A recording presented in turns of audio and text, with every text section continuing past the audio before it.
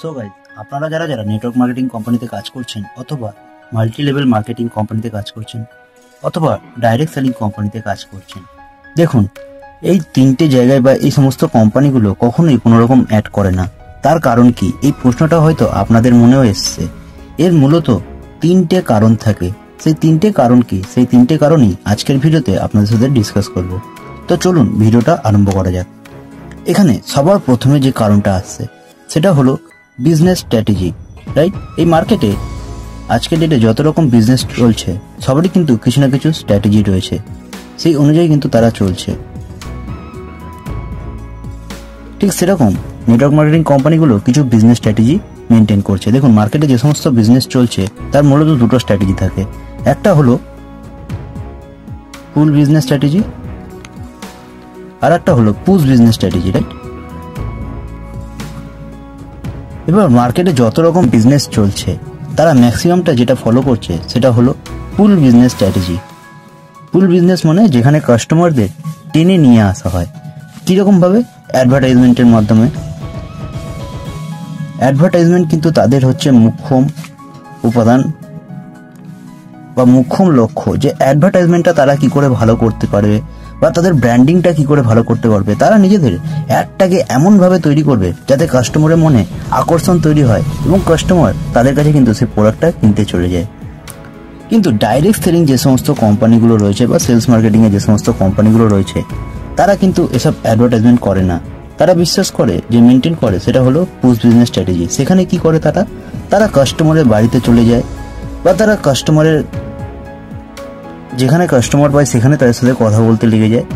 যেভাবে তারা সেলটা কিন্তু করে, তারা আলটিমেট অ্যাডভার্টাইজমেন্ট তো করছে, কিন্তু কিভাবে? সেটা ভার্বাল অ্যাডভার্টাইজমেন্ট, মানে মুখে মুখে তাদের কিন্তু অ্যাডভার্টাইজমেন্টটা হচ্ছে।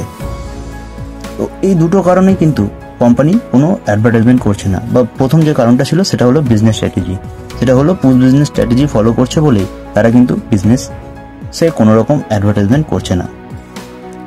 এবার আসুন জানা যাক দ্বিতীয় নম্বর রিজন, যে কোম্পানি কেন কোনো অ্যাডভার্টাইজমেন্ট করছে না। দ্বিতীয় রিজন যদি বলা যায় সেটা হলো লো কস্ট প্রাইস।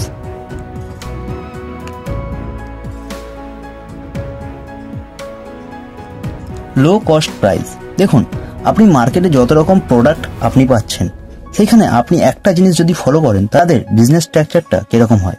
দেখুন, একটা প্রোডাক্ট এখানে যদি তৈরি হয়, ম্যানুফ্যাকচার হয়, এটা কাস্টমারের কাছে আসতে গিয়ে দেখা গেল এই প্রোডাক্টটা যেখানে তৈরি হচ্ছে 5 টাকায়, কিন্তু কাস্টমারের কাছে সেই প্রোডাক্টটা এসে পৌঁছচ্ছে বিভিন্ন হাত ঘুরে আস্তে আস্তে 50 টাকায়। আর এর মধ্যে কিন্তু 50% মানে 25 টাকায় চলে যাচ্ছে তাদের অ্যাডভার্টাইজমেন্ট করতে গিয়ে, রাইট? অ্যাডভার্টাইজমেন্ট যাকে দিয়ে সে অ্যাডভার্টাইজমেন্ট করছে সে তো আর ফ্রিতে করবে না, অবশ্যই সে কিছু না কিছু টাকা কিন্তু তাদের থেকে চার্জেস করছে। তো এই জায়গাটায় সেই প্রোডাক্টটা কাস্টমারের কাছে গিয়ে পৌঁছচ্ছে 50 টাকায়। ভাবুন, এখানে ম্যানুফ্যাকচারার রয়েছে, ডিস্ট্রিবিউটর রয়েছে, সাব ডিস্ট্রিবিউটর রয়েছে, রিটেলার রয়েছে, এতজন তো অবশ্যই নিজের কিছু না কিছু প্রফিট রেখে তারপরে কিন্তু কাস্টমারের কাছে সেই প্রোডাক্টটা পৌঁছচ্ছে। কিন্তু ডাইরেক্ট সেলিং যে কোম্পানিগুলো তারা কোনো অ্যাডভার্টাইজমেন্ট করছে না, তার একটাই রিজন,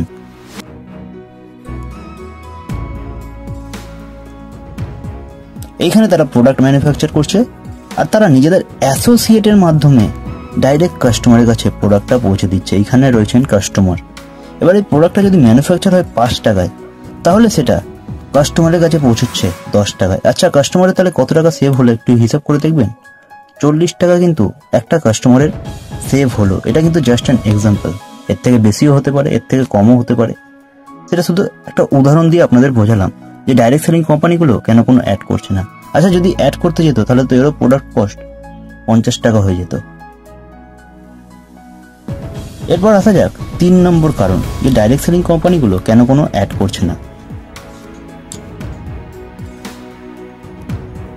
অলরাইট, 3 নম্বর যে কারণটা ছিল সেটা হলো যে ডাইরেক্ট সেলিং কোম্পানিগুলো কেন কোনো অ্যাড করছে না, তার একটা বড় রিজন হলো একটা মিডিল ক্লাস ফ্যামিলি যাতে ইনকাম করতে পারে। মিডিল ক্লাস ফ্যামিলি প্রত্যেকে যাতে ইনকাম করতে পারে, সেটা কিভাবে?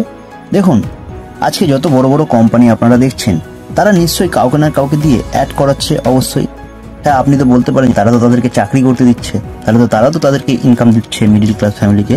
কিন্তু ডাইরেক্ট সেলিং কোম্পানিগুলো আপনাকে জবের অফার করছে না, আপনাকে বলছে আপনি বিজনেসম্যান হন।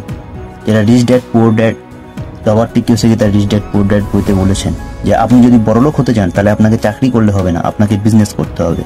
সেই ডাইরেক্ট সেলিং অর্গানাইজেশনগুলো আপনাকে অ্যাড করার সুযোগ দিচ্ছে। দেখুন, একটা ব্র্যান্ডেড, আপনার কি মনে হয় অত বড় কোম্পানি কি তাদের ব্র্যান্ডিং করতে পারে না? কোনো বড়সড় কোনো সেলিব্রিটিদের অ্যাড দিয়ে অ্যাড করাতে পারে না? অবশ্যই পারে। কিন্তু আপনি যদি সেই জায়গাটায় অ্যাড করেন, মনে করুন আপনি সেই জায়গাটায় অ্যাড করছেন, আচ্ছা আপনার মতো আরো 100 জন অ্যাড করছে বা লোকের বাড়িতে গিয়ে জিনিসটাকে বোঝাচ্ছে, তাহলে কি তাদের সেখান থেকে ইনকাম হচ্ছে না? অবভিয়াসলি ইনকাম হচ্ছে। আর আজকের ডেটে সব থেকে বেশি ইনকাম যে প্রফেশন থেকে হয় সেটা হলো সেলস থেকে। দেখুন, আপনি বাইরের কোনো কোম্পানিতে কাজ করতে যাবেন, সেলসের কাজ করবেন, সেখানে আপনি তাদের হয়ে জব করবেন। কিন্তু ডাইরেক্ট সেলিং কোম্পানিতে আপনি কাজ করবেন সেলসের কাজ, সেখানে আপনি বিজনেস করবেন, নিজের বিজনেস ডেভেলপমেন্ট করবেন। এর থেকে আর বড় জিনিস কি হতে পারে? আচ্ছা, 3টে কারণ তো আপনাদের বললাম, আর একটা লাস্টে একটা কারণ আমার মাথায় আসলো, তাই ভাবলাম এই পয়েন্টটাও আপনাদের সাথে শেয়ার করা যাক। সেই কারণটা কি? সেটা হলো গুড প্রোডাক্টের কখনো কোনো রকম অ্যাডভার্টাইজমেন্টের প্রয়োজন হয় না, রাইট? আজকে আপনি যত রকম টিভিতে অ্যাডভার্টাইজমেন্ট বলুন, যাই কিছু আপনি দেখছেন, আচ্ছা তার মধ্যে কোন প্রোডাক্টটা আপনার মনে হয় আপনার জন্য ভালো এবং আপনার পরিবারের জন্য ভালো?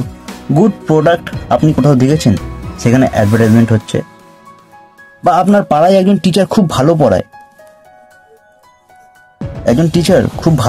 তার কি কখনো প্রয়োজন পড়বে অ্যাডভার্টাইজমেন্ট করার? অবশ্যই না, তার কখনো প্রয়োজন পড়বে না। একটা ভালো মিষ্টির দোকান, সে যদি ভালো মিষ্টি সেল করে, তারও কিন্তু কখনো অ্যাডভার্টাইজমেন্টের দরকার পড়বে না।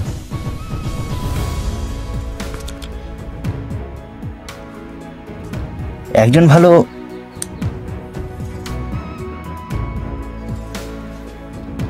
ভালো কম্পিউটার শেখায়, রাইট? আপনাদের পাড়ার মধ্যেই ছাড়ুন, তার কি কখনো প্রয়োজন পড়বে অ্যাডভার্টাইজমেন্ট করার? সে যদি ভালো করে শেখাতে পারে? অবশ্যই না। প্রাইভেট টিউটর বলুন, প্রাইভেট স্কুল বলুন, সে যদি ভালো করে পড়ায় তার স্টুডেন্টদের, তাদের কি কখনো দরকার পড়বে? অবশ্যই না অ্যাডভার্টাইজমেন্ট করার। আর টিভিতে আমরা কিসের অ্যাডভার্টাইজমেন্ট দেখি বলুন তো? টিভিতে আমরা অ্যাডভার্টাইজমেন্ট দেখি কোকের। আচ্ছা, সেই কোকা কোলা খাওয়া কি আমাদের শরীরের পক্ষে ভালো? অবশ্যই না। তো আপনি ভালো জিনিসের কখনোই দেখবেন না টিভিতে অ্যাডভার্টাইজমেন্ট হচ্ছে, আর কারণ ভালো জিনিসের কখনো অ্যাডভার্টাইজমেন্টের দরকার পড়ে না। তো এটাই ছিল সেই 4টে কারণ। প্রথম হচ্ছে বিজনেস স্ট্র্যাটেজি, যেটা পুল বিজনেস আর পুশ বিজনেস। আর দ্বিতীয় নম্বর হচ্ছে লো কস্ট প্রাইস, যাতে কাস্টমারের কাছে একটা কম দামে ভালো প্রোডাক্ট পৌঁছানো যায়। আর 3 নম্বর হচ্ছে মিডিল ক্লাস ফ্যামিলি যাতে ইনকাম করতে পারে। আর 4র্থ নম্বর যে কারণটা ছিল সেটা হলো ভালো প্রোডাক্টের কখনো কোনো অ্যাডভার্টাইজমেন্ট দরকার পড়ে না। তো আজকের ভিডিওতে এতটাই। যদি ভিডিওটা আপনাদের কাছে হেল্পফুল মনে হয় তো ভিডিওটাকে অবশ্যই লাইক করবেন, আর আমাদের চ্যানেলে প্রথমবার থাকলে চ্যানেলটা সাবস্ক্রাইব করে নেবেন। তো চলুন, বাই।